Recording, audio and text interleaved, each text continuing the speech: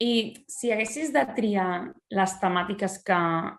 no, anomenem 3, que més preocupen els joves i el per què, i com les intentaries incloure, ser escoltades, no? Com tu deies, no? El tema que vau fer amb el masclisme, quines serien? Doncs aquesta pregunta, com totes, no són molt complexes. Tanmateix, vull donar una resposta i crec que actualment, i agafant com les dades quantitatives de l'administració pública, els 3 temes principals que preocupen a les joves, especialment en aquest context de pandèmia, són el tema de l'habitatge, la no emancipació, el tema de l'ocupació, és a dir, de la precarietat laboral o la no ocupació, i el tema de la salut mental. Al final, una cosa que s'evidencia moltíssim és que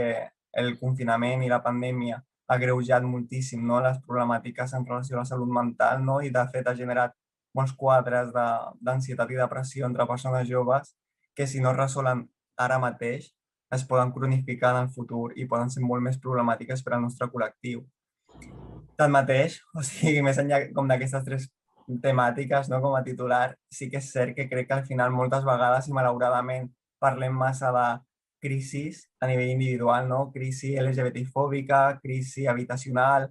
i així moltes vegades malauradament no posem de relleu que al final el que tenim és una crisi, una sola, que és sistèmica. I és de fet aquí on volem entrar les joves. I una cosa que demostrem al teixit juvenil, i de fet un exemple d'això és que, per exemple, l'altre dia vaig participar a unes concentracions per l'orgull, per al moviment LGBT, i les primeres persones que van sortir a parlar eren les Kellys, i després van parlar companyes de Fridays for Future. O sigui que al final crec que posem en relleu com la transversalitat de totes aquestes lluites. Al final del dia entenem que els problemes que generen aquestes desigualtats en diferents àmbits de la nostra vida són els mateixos problemes o les mateixes dinàmiques, i per això crec que és fonamental que més enllà com de parcialitzar com les nostres problemàtiques, també és fonamental com fer un anàlisi més sistèmic de tota aquesta qüestió.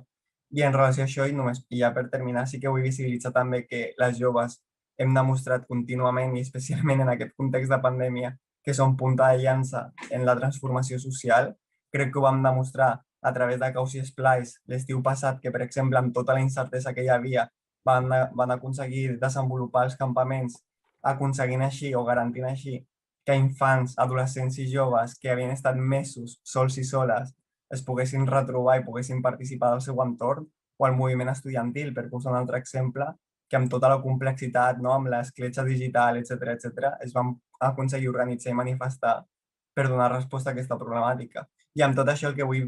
bàsicament comentar és que crec que les joves tenim espai per modificar les polítiques que afecten les nostres vides, que tenim espai, i retornant a la primera pregunta, per empoderar-nos, però crec que també és molt important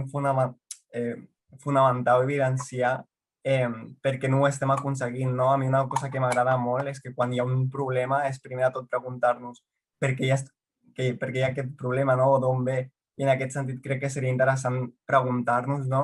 d'on ve aquesta estigmatització del col·lectiu jove, d'on ve aquesta invisibilització, i crec que malauradament té molt a veure en que al sistema capital ja li va molt bé que les joves sempre estiguem marginalitzades o invisibilitzades o estigmatitzades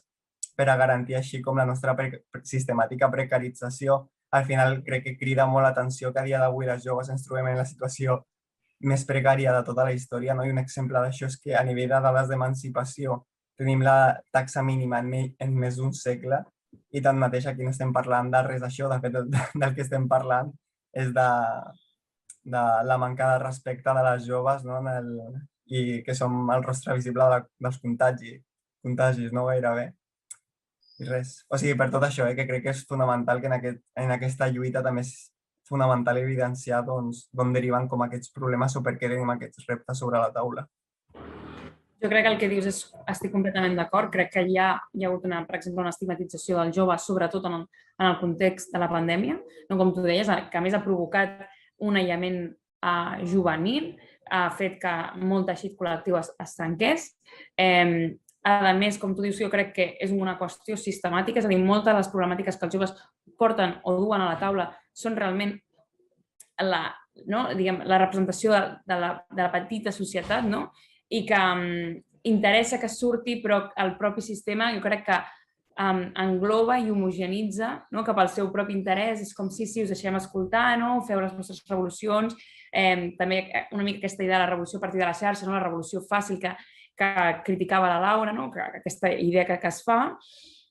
I totalment d'acord, crec que hem de veure quin és el problema i posar enfront i debatre davant d'aquest sistema que el jove pot canviar i té un poder i que no se l'ha de callar i no se l'ha de sobretot estigmatitzar, no?